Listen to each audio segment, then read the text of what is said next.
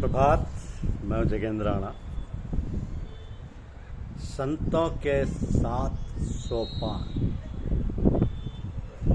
आज इस आध्यात्मिक विषय पर हम चर्चा करेंगे। संतों के 7 सोपान। देखिए, संत मत के 7 दर्जे हैं जिनका इन अकीदों से ताल्लुक़ है।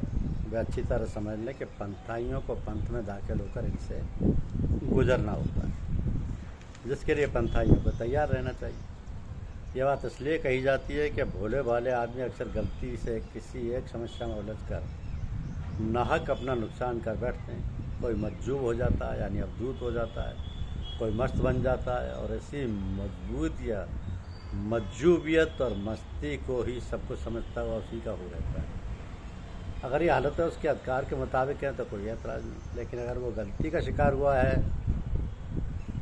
तो अगर बीनम के नाबीना व चाह हस्त, अगर खामोश बेनशीनम गुनाह हस्त, यानी अगर देखने में आए कि आदमी अंधा है और सामने कुआं है तो ऐसी हालत में चुप होकर बैठना गुनाह है। तो मज्जूबियत और मस्ती साधकों के लिए अच्छी हालतें नहीं समझी जाती। मज्जूब के मानी है खिंचा हुआ। उसने किसी जगह की रोशनी को देखा और हैरत में आकर बेखुद हो गया और उसी में ठहर गया। तो उस गरीब को आगे का पता नहीं मिला, तरक्की रुक गई। ये हालतें बेसुध समझी जाती। दुनिया अगर इनकी बेइज्जती करती है तो करने दो, इनको अपना मुख्य तमन्ना ना बनाओ, चाह ना बनाओ, बल्कि समझ बूझकर किसी आंतरिक अभ्यासी की मदद से जानकारी प्राप्त करके पहले से ही हर बात को समझ रखो, ताकि अगर ये हालत पैदा हो जाए तो उनके ऊपर नियंत्रण कर सको और इसी ज़िंदगी में पूरा काम बना सको।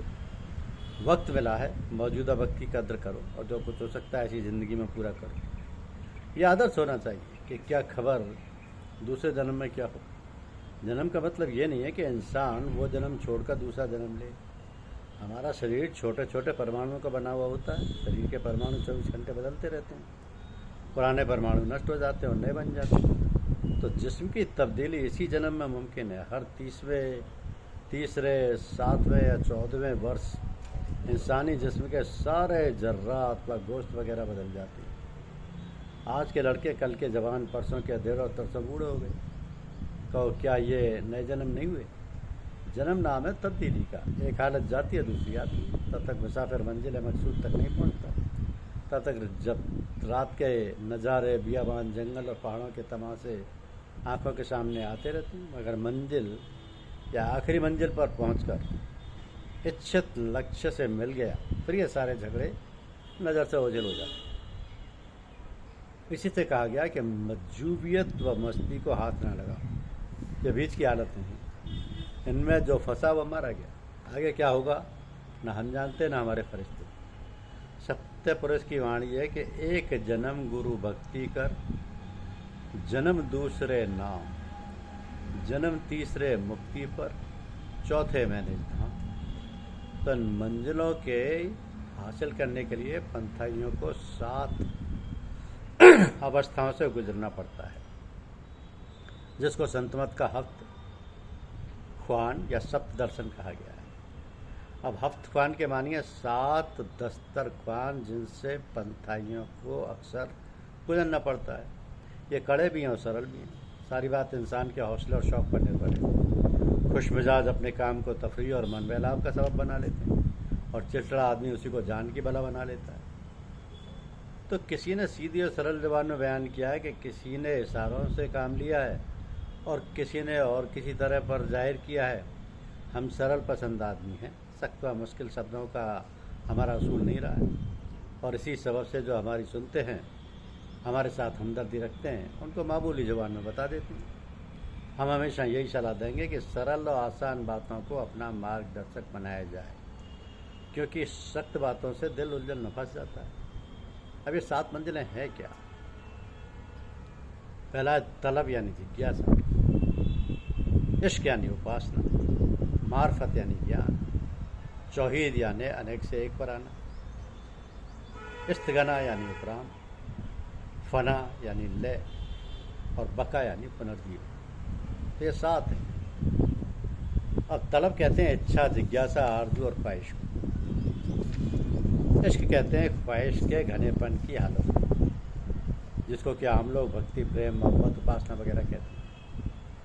इन दोनों की शुरुआत ख्याल से। ख्याल ही ख्वाहिश का दूसरा नाम है। जब ख्याल पैदा हुआ और घना होने लगा तो उसकी सूरत, हालत अपने आप समझ में आने लगती है और आदमी उसको जानने, पहचानने और उसकी व्याख्या करने के काबिल हो जाता है। इसी का नाम ज्ञान और मार्फत है। तीसरा है मार्फत यानी ज्ञान और पहचान। पहली हालत ध्यान की थी, वही ध्यान घना होने पर इश्क कहलाया और इश्क के होने पर चीज़ की पहचान होने लगी, इसी को ज्ञान कहते हैं। 3 हालतें खत्म हो गई।